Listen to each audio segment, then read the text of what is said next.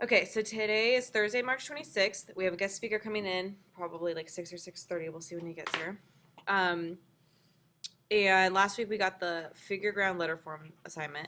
And what you guys are going to do, because I messed up on when spring break actually is, you guys are going to upload your favorite final letter forms into this forum right underneath here so everyone can see those. So we have a place where everyone can view them. You're going to do your traditional upload of the full assignment to the assignment section, but you're going to just share with the class via this forum. Okay, so then today we're going to do a short lecture on Unity, and then we're going to have a lecture on your next assignment, which is a 2-page layout, and it's very typography driven. And we talked a little bit about type last week. And then next week is spring break. So you're going to be working on this assignment kind of during spring break, and your letter forms assignment will be due the Thursday night of spring break at the normal time, but we just won't have class, which is super. Okay, you guys have any questions about that? Okay, so save the date for Monday, April 20th. It is going to be our next AIGA event. I don't have any information really on it yet, but I'll give you guys extra credit if you come. It's going to be a networking kind of mixer event. It'll be after work in the evening in Goleta at a brewery called Captain Fatty's. And it will just be like a chance for people to sit around and kind of doodle, and you'll be able to tack your stuff up on the board to kind of win different prizes and everything.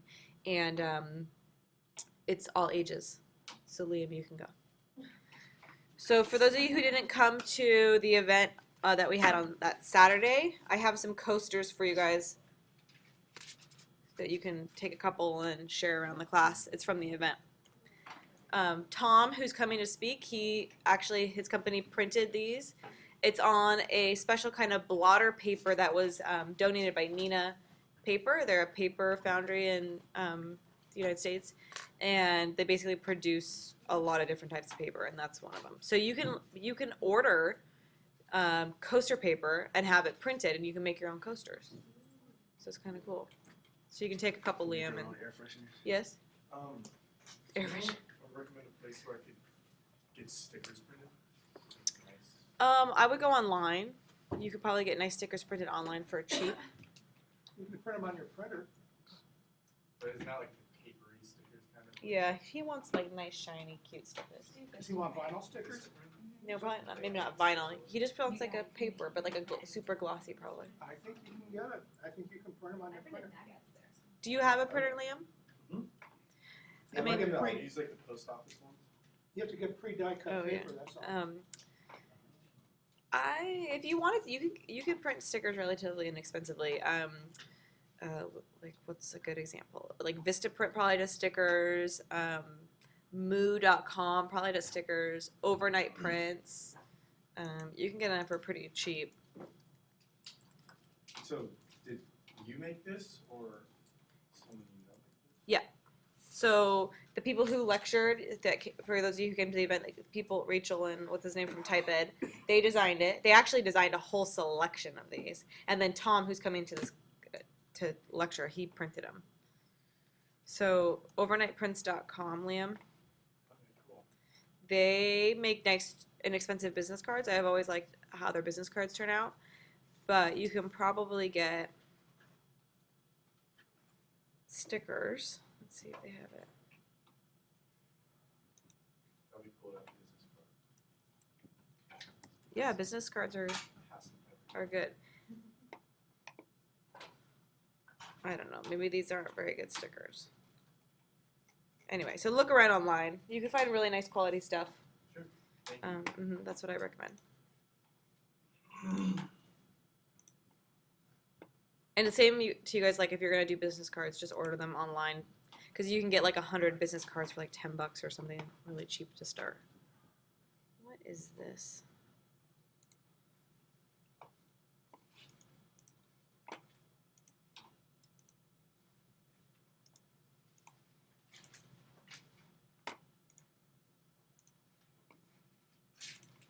You didn't say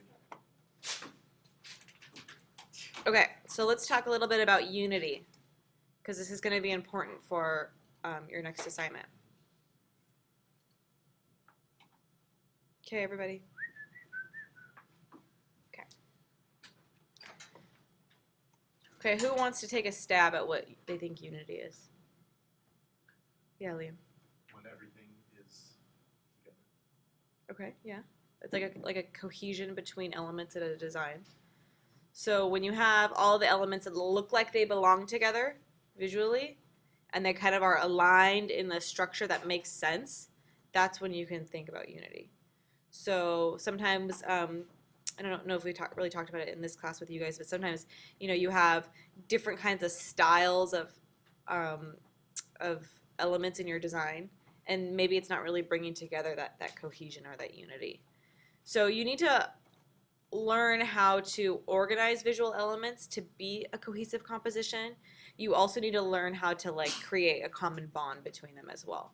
So you can do that utilizing a lot of the different things that we have been talking about in this class, all of the different design elements like texture and pattern and stuff like that. But you always want to think about the primary goal of the composition. Okay, and once you've done that, then you can establish, okay, what is my strategy for creating unity? So one or more compositional strategies may be employed to achieve unity at a time. So you can have,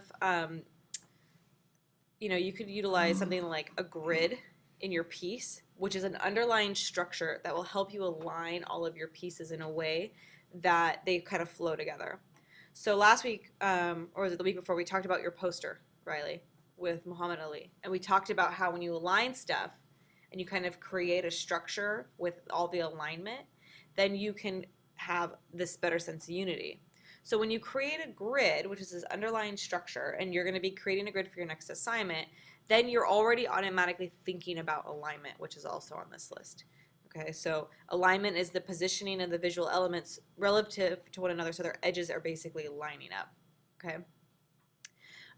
You can also use a template. So a template is if you have like a structure that's already set up, similar to a grid, that you use consistently throughout all of your design pieces. So a good use of a template would be if you were doing an ad campaign and you had a series of ads that you wanted to run.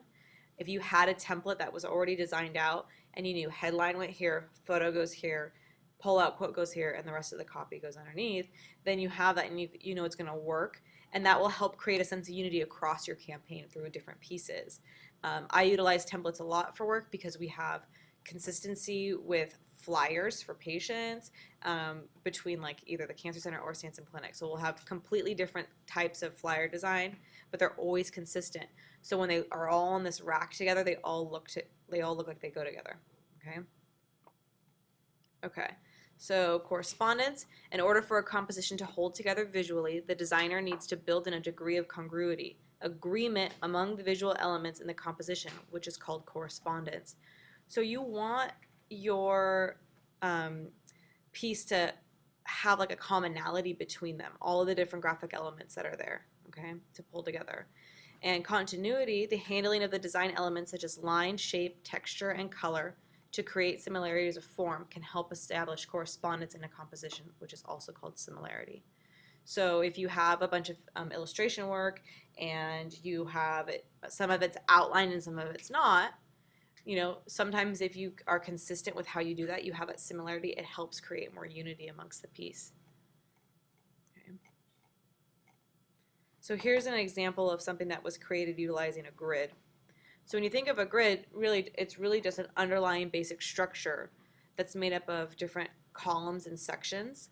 And when you're doing your layout, you can see how if you lay out amongst the grid and you have like this like almost like a roadmap for how you're going to lay things out, it helps to create a better unity amongst the piece. In this case, we were utilizing similar colors, a very like stylized look and feel to tie everything together. And then you also have how close together things kind of come together. When things are closer to one another, then you have a better sense of unity. Okay, so you can see how everything on here is, it's unique. Each graphic element can stand on its own, but they also mesh together utilizing those different visual elements that we talk about in class. Okay, so flow is another way you can create unity. The arrangement of elements, deliberate or intuitive to a design so the viewer's visual action is led from one element to another. Okay, so you want to have this flow of the eye through the piece. In this case, you kind of start with this headline, and then you go to this flying saucer of film, and then it kind of leads you down the palm trees and vice versa. Your eye is constantly flowing throughout the piece. Same with this poster here. The direction that the leg is pointing down to the type, it has a sense of flow to it, and it creates a line of sight for you, right? So the toe is kind of pointing down, so you kind of follow that as you go. Integrated positive and negative space. So in a successful positive and negative relationship, the positive and negative spaces are interdependent, okay? So you have to consider all the space within a composition as active, because you don't want to just forget about that negative space. So everything that we talked about with that figure ground letter form assignment last week, it's about paying attention to that positive negative space, kind of letting those two worlds shift a little bit. As soon as you stop paying attention to the negative space, it means that your composition has the potential to fall apart, because now you're not looking at it as an integrated whole. So always think about the positive and negative space as one. How is it balancing out? Is the figure balanced out by the ground in that background, okay? All right, so that's the basic idea behind Unity. So I want you guys to think about this for our next assignment. What it is, it's a 2-page layout assignment where you guys are actually going to be doing like almost like a magazine spread. You're going to have a 2-page layout. And you're going to be basing it upon a grid. Okay? And we'll talk a little bit more about grids. But the idea is that you're going to create this spread, and you're going to have Unity utilizing alignment and similarity amongst all of your design elements in order to have this cohesion. Okay? So think about your headline. Think about like how you utilize that font. Remember with our poster design, there was, we all sat here in class and we realized sometimes the font didn't really bring anything in particular to the piece. Or it was a good font choice, but maybe it wasn't integrated in a way that's really bringing a lot of visual interest.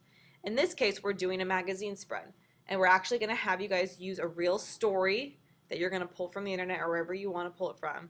And so you're going to have a real title or a real headline. And the main goal of this assignment is to make a 2-page layout that is readable. Okay, so you have to use real copy. So when you do the headline for this one, you can integrate it in an interesting way, but it still has to be readable. Okay. So remember when we talked about visual hierarchy, and you want the most important thing on the page to kind of set you off, and then you lead through the page, right? That's what you're going to do here. Usually, what's the most important thing when you open up a story that you see? Picture. Okay, what else? The headline. The headline, right? Usually it's the picture and the headline. One or the other grabs your attention first. It's up to you kind of how you want to tell that visual story. Usually the headline is probably what's going to drag you down through the story, and then the picture and the imagery will tie in together. So let me see if I have an example.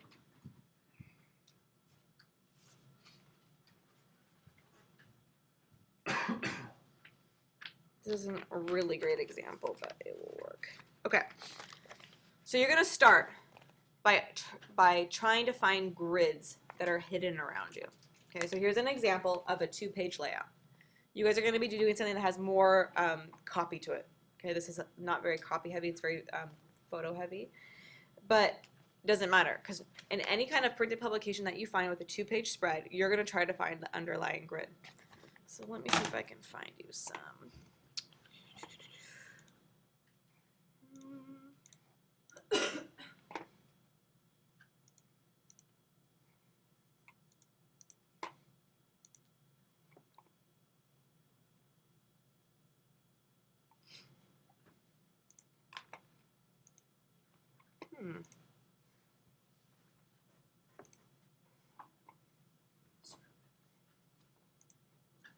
I used to have a really nice list of things for you here, but what happened to it?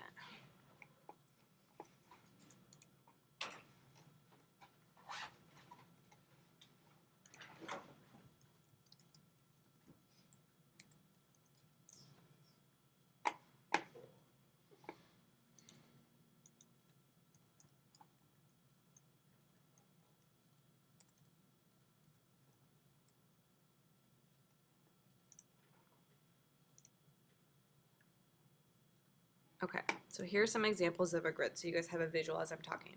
Everyone look up here. Okay, so what you can see, I know you guys can barely see it, but this is actually looks like it's been a screenshot from InDesign.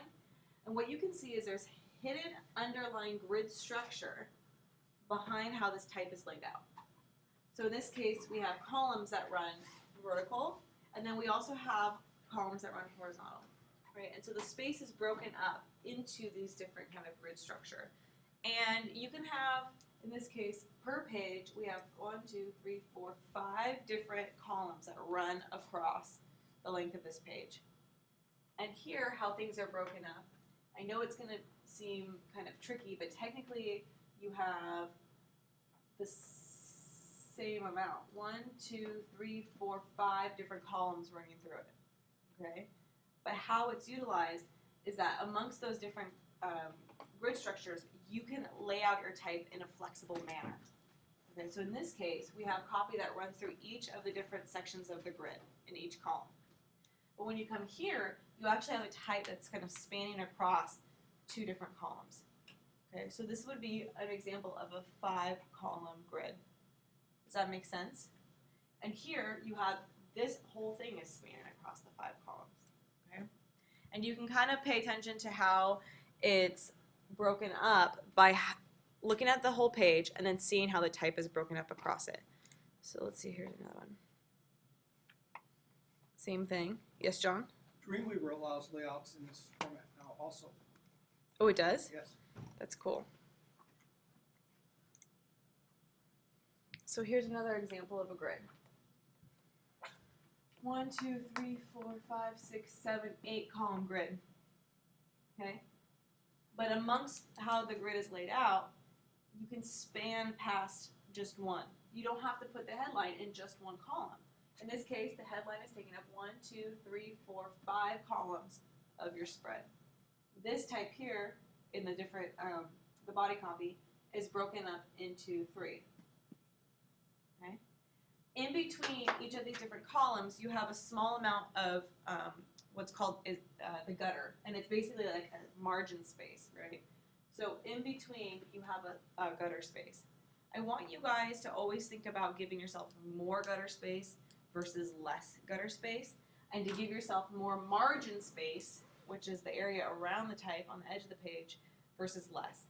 In this case, this is too tight to the page. I know this is cropped, but if this was like a real page size, this would be too close to the edge to be considered to have enough breathability and negative space. So let's see, what's another one here? So you can consider this spread, you can consider this probably 2-column layout right here, because you have 1, 2 main columns where all the text is kind of broken up in here, right? But on this spread, maybe you have 4 columns, okay?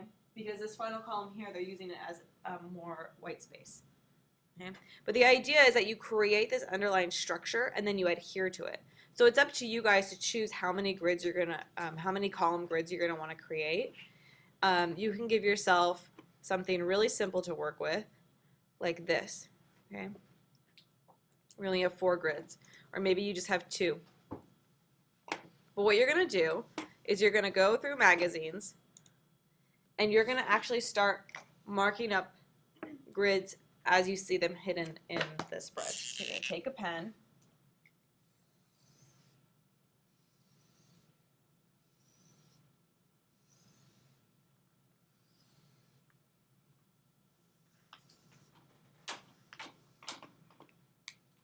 Okay, and then you're gonna mark up the grid like that.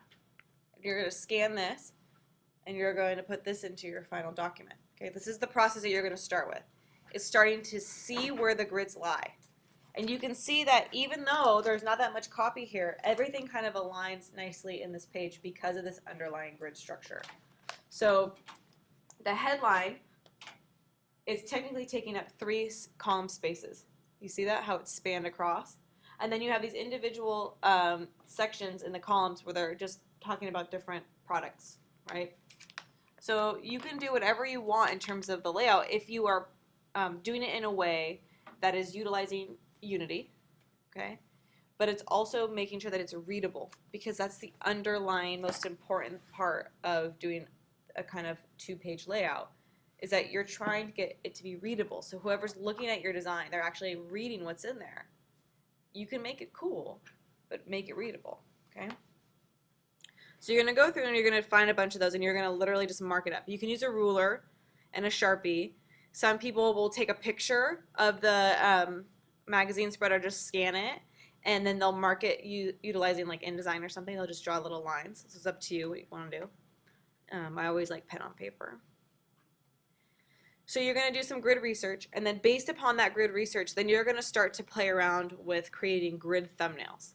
And I just want you guys to be playful with it. I want you to do like 4 or more grid thumbnails where you're playing around with at least 2 different grids. And you can start this before you find your story, but it might be more beneficial if you have a story to work with first. So this is what you're going to do when you do your thumbnails. You always want to think about the format, okay? So it doesn't have to be perfect, but think about the actual scale of what a 2-page layout would look like. Okay, this is 8.5 inches here, and these would be 11-inch pages. So this would be 2 letter-sized pages, and you would set up your document in InDesign to be facing pages. You do it like that, and you can have 2 8.5 by 11, or you can set up 1 large sheet.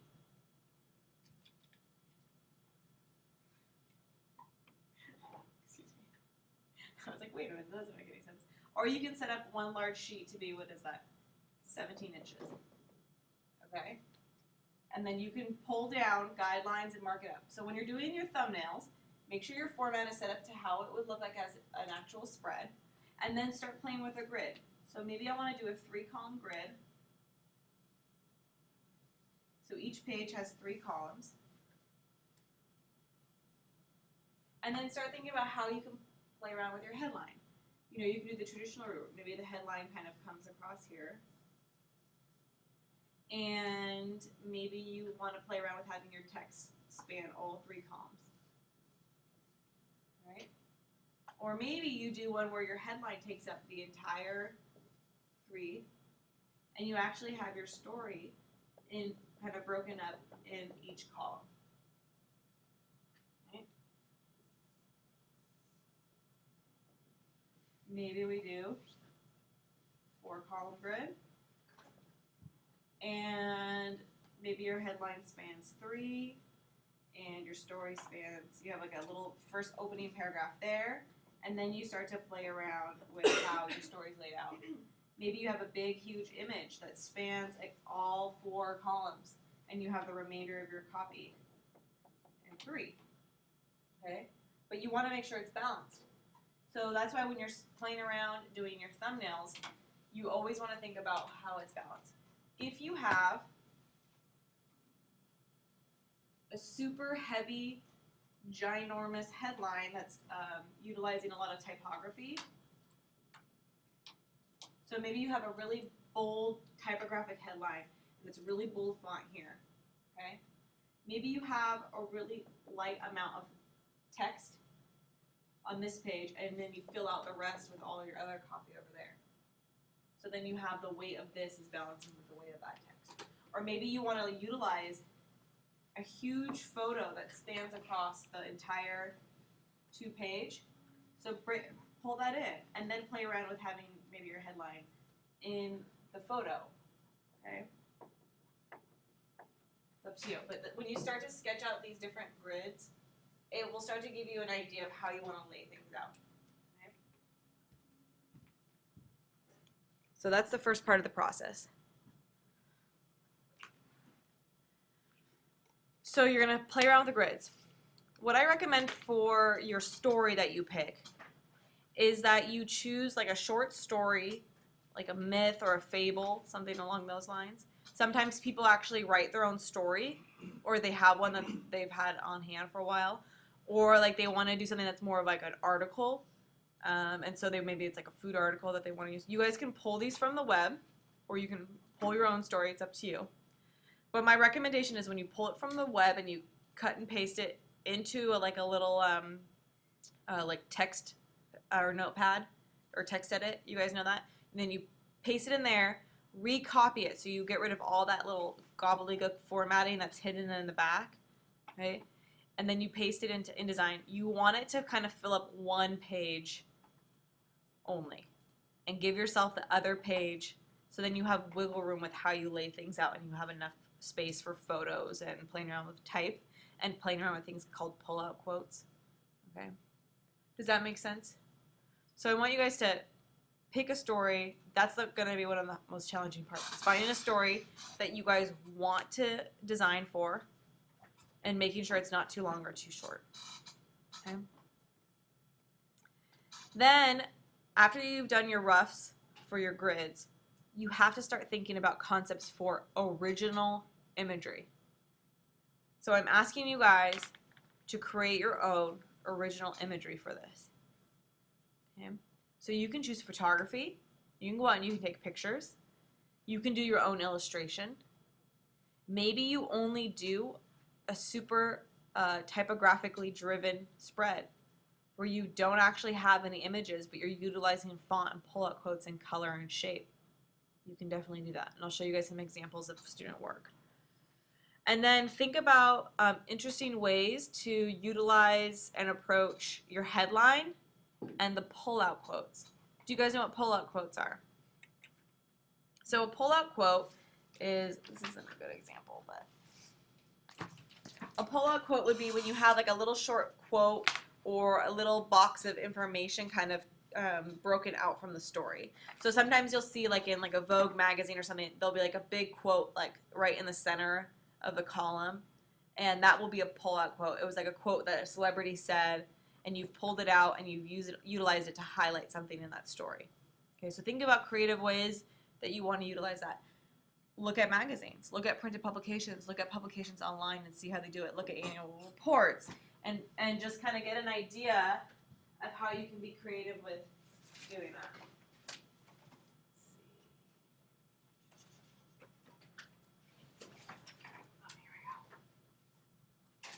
This is a cool magazine. This is Communication Arts. You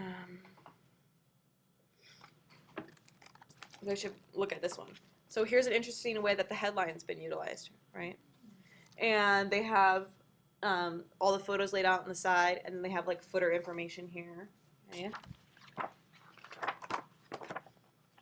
see if I have a good pull-out quote. You can do stuff like this where you have your photos kind of down at the base, and you have like a kind of a collage mixture. Okay.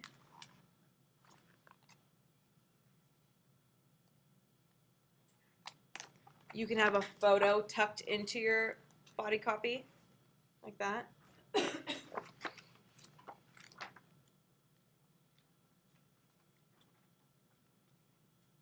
Trying to kind of pull that quote for you guys in here, but this is like the one where they give all the design. Oh, here we go. That is a pull-out quote. Liam. See? Yep. Here's an interesting way that this two-page spread was made. See how the headline kind of drops behind the text? And the way the image is kind of bleeding off the page here, but not on the top and the bottom? You guys can utilize things like that when you do yours. So you guys can look at this magazine for inspiration. I think there's another one too.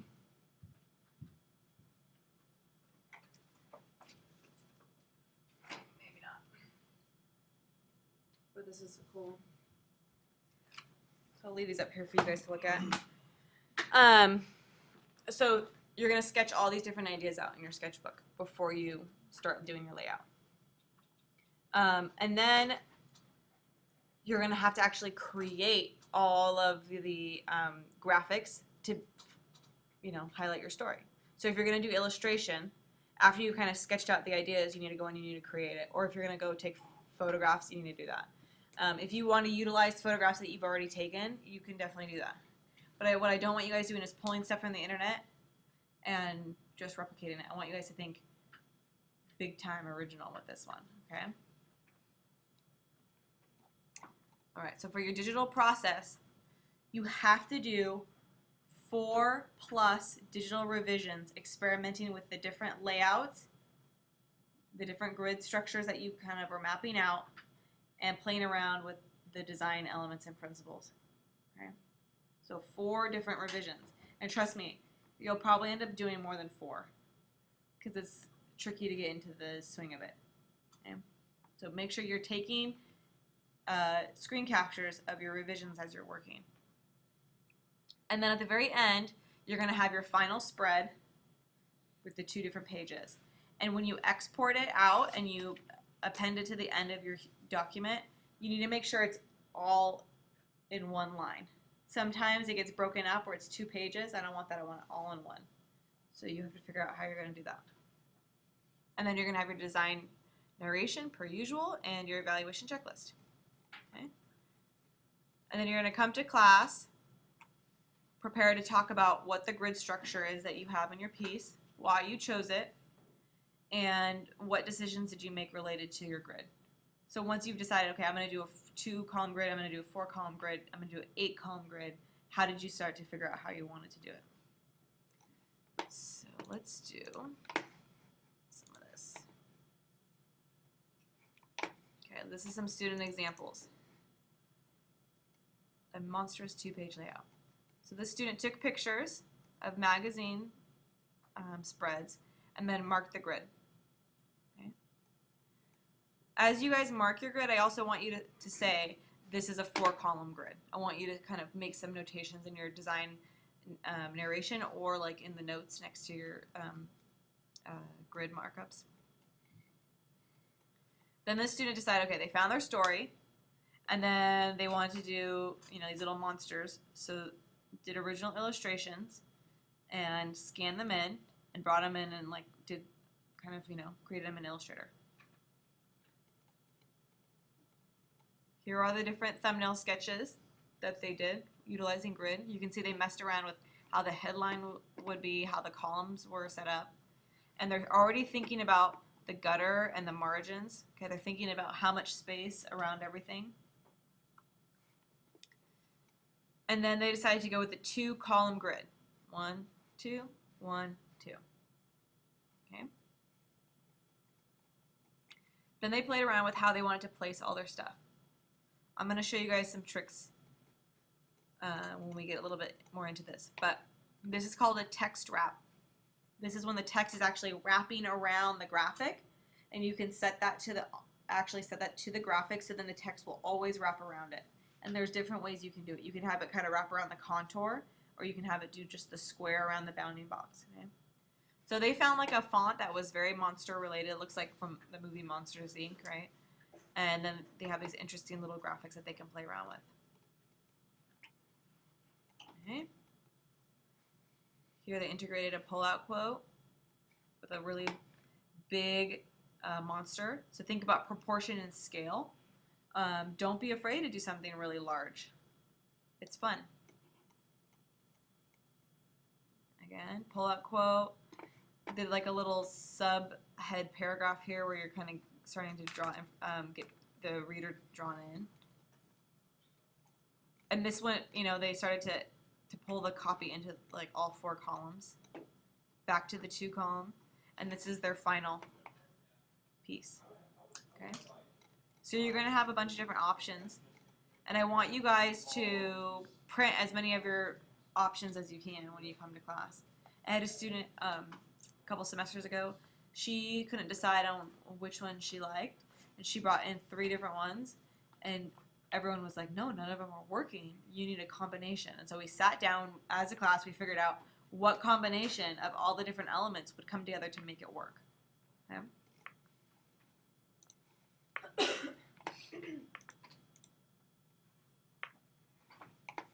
So something to think about when you're doing your layout. This is for the book Animal Farm. We talk about readability. Okay, so there's readability, which is how easily it is for something to be read. So you guys probably looking at this, it's maybe a little bit easier here. I don't know. It's kind of hard to read with all that stuff happening in the background, right? This copy here. So you always have to think about your readability. Is it readable or not? When you have a lot of stuff, just like with the texture assignment, when you have a lot of stuff that's competing with the type, it makes it difficult to read. So if you have something that's a little bit less opaque, a little bit lighter in color, large areas of solid, or a really subtle pattern hidden underneath the copy, that works. You know, try not to use really pale colors for your type. So like a yellow is generally not really good. Okay, a really pale gray, not very good. So always think about the context. If you have a lot of type happening, have you guys ever seen when someone does a white type on a dark background, like that poster? That is also difficult for the eyes. If you have it in a way that's more of a poster and people are going to be scanning it, it's not as difficult to read. But if you were to have a whole book where it was flipped, that would be hard on your eyes, right? The white type. So you can see that this student thought about how they could utilize an interesting font for the headline, played around with the graphics in an interesting way, utilized a little bit of text wrap, did some sketches, grids.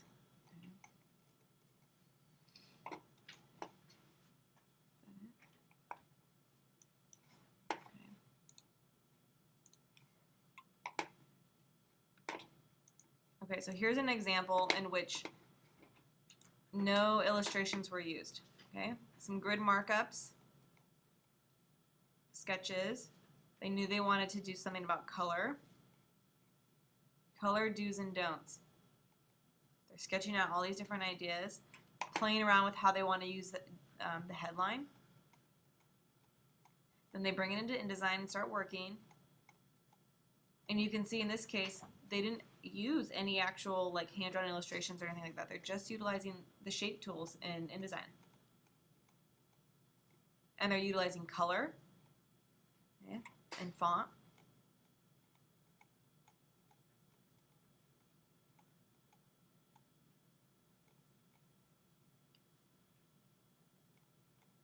Okay.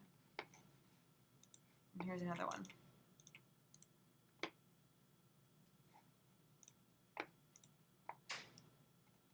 Found a cool font online for free. Did some grid work. Okay. And this student chose to do how many column grid is this? 2 column grid, exactly. Right. So different options that they did. Do you have to have like both pages like symmetrical? Like if you have a 2 column grid on like one side, do you have to have? Can you have like a 3 column grid on the other? Yep. Or is it have to be 2 and 2? So when you think about it like that, instead of thinking like is one side 2 column and one side 3 column, you know, think about how many maybe smaller columns do you need in order to make that equal. Does that make sense? Yeah. So then instead of saying it's like a 2 column versus a 3 column, you'd say maybe it's a 6 column Okay. grid, Yeah. and how you utilize that grid is different on either side. That makes sense. To make it easy on yourselves, you know, you may want to choose really simple like 3 column grid, 4 column grid. You know, start with something small and then snowball, as I like to say.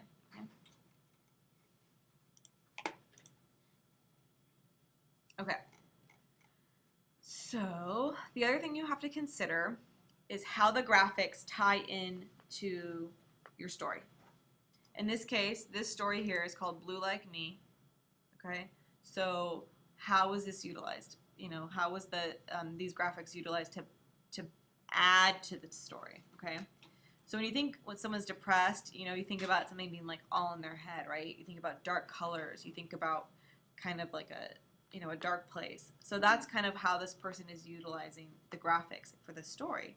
They broke the head apart and they've put the text inside the head, right? So when you think about the depression, it's like that's that kind of feeling that they're trying to evoke. For the Monsters Under My Bed story, they wanted something playful, and they knew that they wanted to do something that was going to illustrate the monsters, okay? For Cube story, it's like, you know, I didn't even read the story, but you can imagine it's going to be something that's going to be really, structural and techy. Color, they utilize a lot of color in how they do their layout. You know, I think that, you know, maybe they could have pushed it even more with more color, okay? Here's another cool one. Different grids. This is how they're starting to work out the layout. Utilizing a little bit of text wrap. And so you can see that in this example, they utilized imagery in the background with a little bit of texture, but it's still super, super readable, right? So this is a good example of, she probably didn't take these pictures of the people with the masks on, right? But she made them an original design by playing around with them and expanding them beyond what they originally were, okay? So this is a simple 2-column grid, and this whole right side of the page is just utilizing imagery.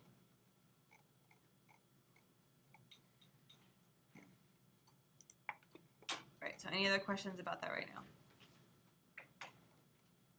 Okay, so now we need to talk about some resources for you guys. So on this page, there's a bunch of different resources. Setting up guides and grids. Okay, designing with grids, making grids in InDesign, designing with grids. Aligning objects, how to use the alignment tools in InDesign. Working with text, how to link and sync text boxes, how to create text wraps, and then how to make a 2-page spread in InDesign right here. Okay. The other thing that you need to think about is spelling. Okay, this is a type assignment. You need to have correct spelling and grammar, so proof it. Maybe have your roommate or your friend or your partner come in and proofread everything.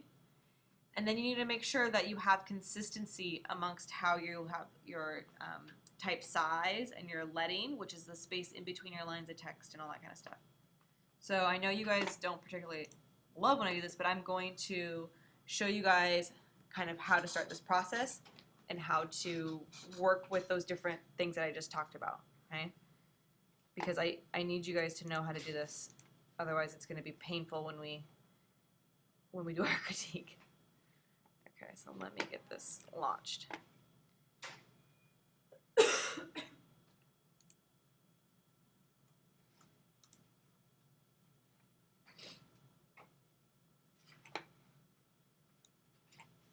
Liam, do you know what leading is? No. Does anybody know what leading is? Space in between the text. In what area? Between the lines. Do you guys know what? Space. Is it technically called leading? It's technically called leading. Do you guys remember why it's called leading? It's like the old-fashioned way they used to print. They used to have something in between. Right? They used to actually have a bar of lead in between. So here's another little typographic guide for you. So little thoughts. Don't let the type touch the trim of your paper. Don't let it touch the edge. Consider your use of white space. Use optical kerning, custom kerning, and tracking to control the appearance of your text. So you want to think about the space between the letter forms, okay? You also want to think about the space in between the leading of each sentence. Always specify the leading. Do not use the default leading. So if you guys have been working in InDesign, you can see that sometimes it will say auto. Well, let me show you. I don't even actually know if you guys have gone through this. I'll show you how to do that. Okay, so rags, orphans, and widows is something else you need to start thinking about. Okay. So a rag refers to the irregular, uneven vertical margin of a block of type. So see how this is all raggedy right here? It looks like it's torn paper. That's a rag. Sometimes that happens when you have you don't have the hyphenation set, or you do. In this case, you do have hyphenation set, and it's like kind of throwing off all the letter forms, okay, or the words. You can kind of control that using different techniques, okay, and I'll show you how to do that. Okay, so a widow is undesirable because it leaves too much white space between paragraphs or at the bottom of a page. A widow is when you have one word that drops to its own line and it just stands there freely. Okay? And then an orphan, or so I guess a widow would be like one or two words, and then an orphan is a single word. Okay? So you can always kind of mess around with the spacing of the letters and try to fix that. Turn hyphenation on or off. I thought orphan started at the top of the next page with one word. Oh, maybe they do. I can never remember widows and orphans. Or it's like when you start a new paragraph and it moves all the way up to the Yeah. top. Yeah. Yeah. I think you're right. But I'm not sure which is which. Okay, is this gonna explode when I open it?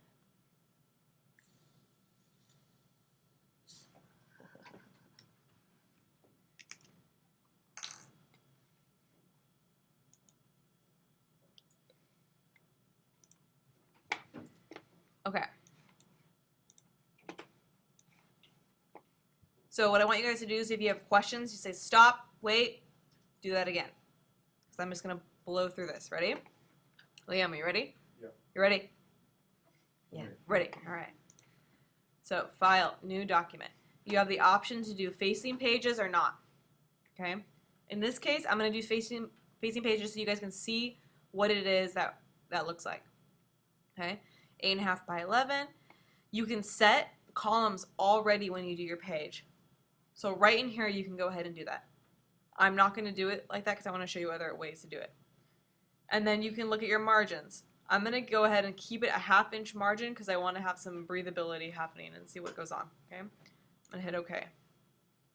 Oh, wait. I already forgot something. When you are doing facing pages, it starts your pages like it's a book. And what's the first part of a book? The cover. So it's going to break that page out separately. So give yourself 3 pages. The reason why is this would be your front cover that you would do your layout on, and then this would be your first spread. Okay, so that's what it looks like when you have facing pages. Type tool. I'm just going to go ahead and click and drag and create a text box all the way out to my margins. So you could go ahead, and I'm just going to fill this with placeholder text for you guys to see. You could have your text span across an entire single column. But kind of a general rule of thumb is that when you have your text that spans too far across, it's difficult for the eye to follow very far.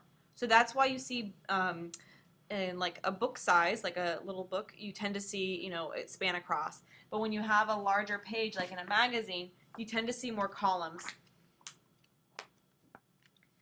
Even in this case where it just has 2 columns of type, because it makes it easier to read because your eye doesn't have to travel as far.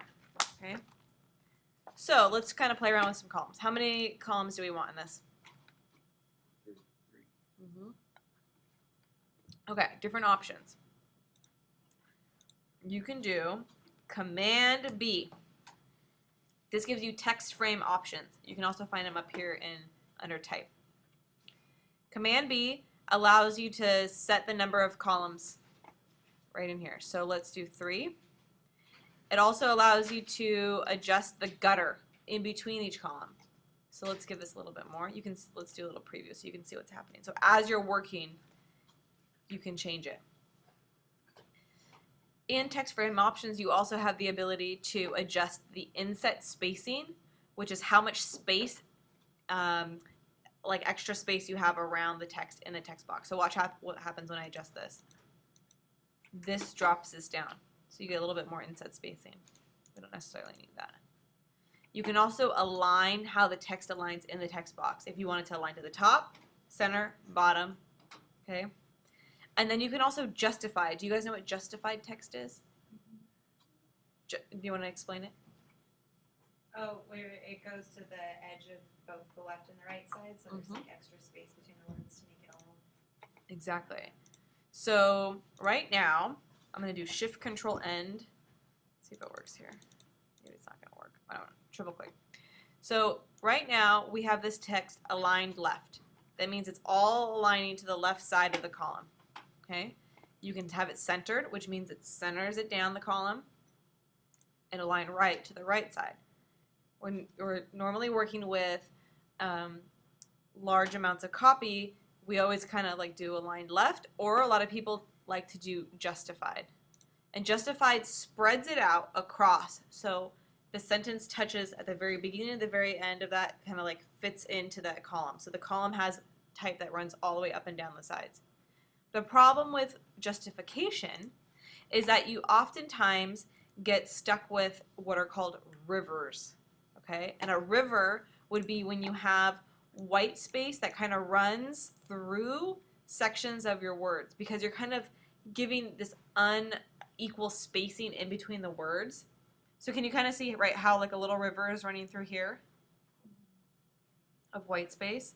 This isn't so bad, but this is also not real type. But then look at this weird spacing here between these three words, right? So you guys can, for the sake of this assignment, play around with justification or a left alignment or center alignment. It's up to you. Never do center alignment when you have a whole bunch of copy, but if you wanted to do it for like a pull-out quote or something, that's a good use of it. Okay, so that's how you can do columns. The other thing too is like once you have your text frame selected, you can also adjust columns in here. Okay. And you can also adjust the gutter. Something else that you may want to utilize is maybe you have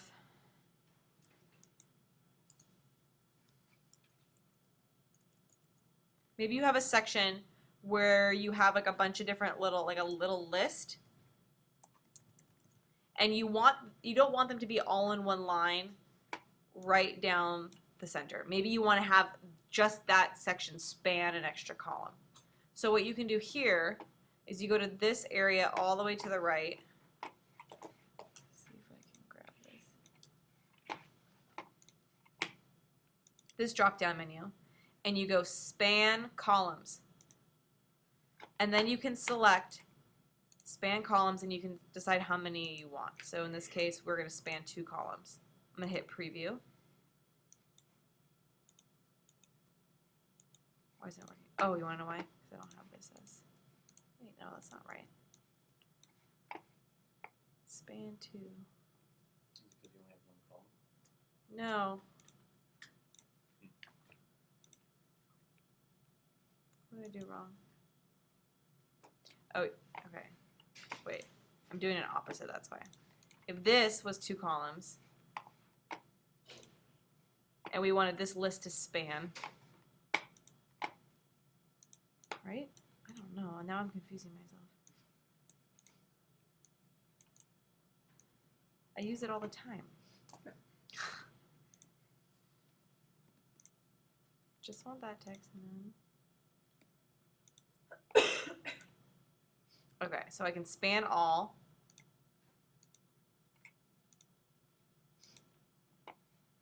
No. I think you had it there. It's just that you had one. I know. Per line. Are you trying to like make it outside, like in its own column? Mm. Just so there's not big ones. I'm trying to make that little line of text be in its own set amount of columns. So even if you only had the rest of the text as 1, if you have this, you could set this up to be 4 different columns, that list. Let's see, maybe I want, oh, here we go, it's split. So if you split it, not span it. So see how it does that? So now that's in 3 columns amongst a 2-column spread. So if you had like a bullet point in a list, but you didn't want to take up a lot of space, that's how you would go in there and manipulate that. Where was that option again? So up in here, in your toolbar. Oh, okay. And then if you go to your little drop-down menu when you're in your text tool, span column. Okay. And then here you have single or split. Okay. So that's an option. So when you guys start working, you may want to have columns set up. So the best thing to do is to play around with your grid layout before you start throwing text down. So you could do, let's see, I never remember, oh yeah, layout, margins and columns. And from here you could set the number of columns. So let's say 3. And you can see right when I did that, it kind of set up 3 columns. So that will give you like a setup in the margins in the background where you have these different columns already set up. And then when you come in and you lay out your text tool, your text box, you kind of have this underlying grid already set up for you. And then you can kind of play around from there. The other option is to click and drag guidelines. Okay, so you can click and drag guidelines and say, okay, how do I want to break this up? For guidelines, if you drag and release the guide onto the page, it only goes to that far on the page. If you click and drag outside onto the pasteboard, the guideline will extend beyond. So see how it does that? That's just a little trick. Sometimes it comes in handy when you have like it go span to another page and you want to see where it's lined up, and you can just kind of eyeball it. Okay, so let's lay out some text again. Fill it with placeholder text. I'm going to do Command B, set up 3 columns. Okay. So our font size currently is set to 12-point font. 12-point is nice and readable. I also like 11-point font and 10-point font for large body copy. If you start to go like past 14, it starts to look really amateurish and like you're trying to fill up a lot of space with your text by making it really big. Unless you're old. Or unless you're old, yeah, it's true. Or a child. Or a child, exactly. I find that, you know, for if you have like a subhead or if you have like a little breakout paragraph or you have information, you can have it bigger. But there's just something really clunky about it when it's so big. So try to print this out. You know, if you have a chance and you have like a printer, try to print this out as you're working so you can see what the difference is between the different fonts. Okay, so that's the point size. And then underneath here, this is the leading. This is the space that is in between the sentences. So look what happens when it's set to auto. Okay, most of the time when you start playing around, it sets it automatically. In this case, it's setting it at 14.4 points. Kind of the traditional rule is that you want to set your leading 2 point sizes higher than the font size. So if it's 12-point type, you want to set it to 14-point font. Okay, but look at what happens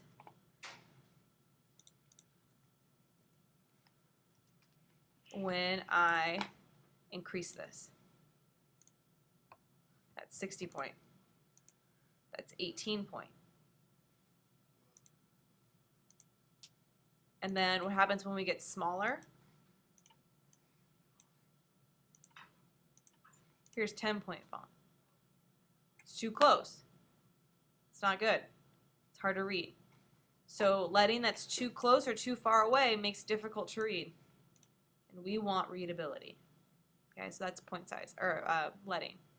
You also have the ability to play around with the kerning, the space in between the letter forms, or the tracking, which is the word. So if you have an issue where you have a lot of different like hyphens, and then you're starting to get those widows and orphans where you just have one little word at the very bottom of your column, how do you get rid of that? So there's different ways you can play around. You can play around with turning hyphenation off. Usually when you're working in the text tool, you'll find it a checkbox for every time you have a different text tool for hyphenate, and you can click off. So see how suddenly that shifted how the type was utilized? Let's pretend this is shorter. Yeah. Usually, especially in screen presentations, it's better to go a little, to err on the side of looser than tighter in your leading. Yeah, I agree. Looser versus tighter. Okay. So see how this is suddenly changing when we turn hyphenation on or off. We still have this word right here at the very end, this widow. Okay, so we want to get rid of that. So what you can play around with is you could actually play around with the kerning and the tracking just a teeny tiny bit. What I usually do is play with the tracking, and maybe I'll set it, I never go higher or lower than 10 points. And what you always want to think about is, or 10 characters, I guess is what it would be. You always want to think about doing this to the least amount of copy as possible. So if we highlight a small portion of this and we go up 10, how does that adjust? And then if we go down 10, how does that adjust? And see, when we went down 10, we squished them a little bit closer together, and it made room for that last word to pop up. Do you see how that worked? So we went down to 10, and it popped up. So now let's see if we can actually get away with -5. No, it didn't work. But maybe we can get away with -6. No. God, there's a fly in my face. 7. Nope. 8. Nope. 9. Okay. So you want to do this to the least extent as possible, because you're smushing the letter forms together a little bit, and it could affect the readability ever so slightly. Okay. The other option is you can play around with the breaks in your paragraphs. So we all know traditional return, right? We hit return and it makes a break. Okay? So let me show you what that looks like when we turn on our hidden characters. Every time you work in type, you have a set of hidden characters that make up the commands that you're giving on the keyboard. So a hidden character would be a space. It would be a hard return. So here, right here is a hard return. You can see we have 2 hard returns set up, and you can see there's a little blue dot in between to represent every space. So sometimes you have more than one. We don't want that, right? So what you can do is you can play around with actually doing a soft return, which will ignore any formatting for space before or after a paragraph, and it will allow you to kind of manipulate the text a little bit without losing some of the formatting. So maybe what you want to do is you want to hit a soft return here, and see how I just dropped this section down by hitting Shift Return with a soft return, and it dropped another word down. But it's not creating too much weird space. Does that make sense? Yes. Okay, so soft return. If you guys want to add space before or after a paragraph, do not hit a hard return twice. Don't hit return twice. So see how I have 2 paragraph break symbols in here? I don't want you guys to do that anymore. I want you to get out of the habit. What you start to do when you start doing layout in InDesign is you actually add space before or after a paragraph in your tools. Hi, Tom. Okay. So, yeah, John. Oftentimes, if you're copying text off the web, you'll get those double returns. Mm-hmm. And you can go into find and replace and get rid of those returns. Yeah, that's how I recommend you guys do that. So up here you can find, in your paragraph tools, you can find space after. Okay, well, let's roll over this to see if it says it. Space before, and this is space after. When I have my section of type highlighted, when I increase the space after, it automatically gives a little bit of space after the area of type. Can you also use soft returns, or is that not a good idea? Don't use soft returns. Because the reason why is if you set up a precedent where you're automatically adding the same, a consistent level of spacing throughout your whole text. So if you highlight your whole story, okay, and then you apply your space after, that means that as you're working and you make any sort of adjustments to it, you can do it as a whole, and you don't have to go in and find those differences. So then you come in here and you can readjust and say that's too much space before or after. That's what I recommend. Don't double space after a sentence. Do you guys do that? Where you hit, okay, period, space, space. Do you do that, Tom? In emails, yeah. God damn it. People do it all the time. It drives me nuts. That's left over from the 1950s when correspondence was done on typewriters, and You would do a double space. you do a double space on typewriters. Now we have these magical things called computers, and they know how to adjust the spacing in your letters, okay, for you. And you don't need a bunch of extra space. So if you see this, it's not cool. There's this huge debate about it, and I argue with Jill all the time, my boss, because she double spaces. And we'll be doing a huge publication, and I'll be like, did anybody go through and pull out all these double spaces? No, you're supposed to have a double space. And we have an argument. So then I told her to look it up online and told her she was wrong, but she still does it. So don't And do she's that. the boss. And she's the boss about. So I just go in and like delete all the double spaces. So, okay, so that's kind of a brief breakdown for you guys. You can see why there's a lot when it comes to typography. So I just want to give you guys the basics for when you do this 2-page layout. Do you guys have any other questions? Maybe when we start working, you guys will have questions. What, Liam? I was saying I was taught to do double spacing in this class, but I refused to. So it's on the same one. Good, you just say no. Just say no to double spacing. I did. Okay. Okay, so I'm going to conclude the lecture for now, and then we're going to have Tom come up and give his little spiel.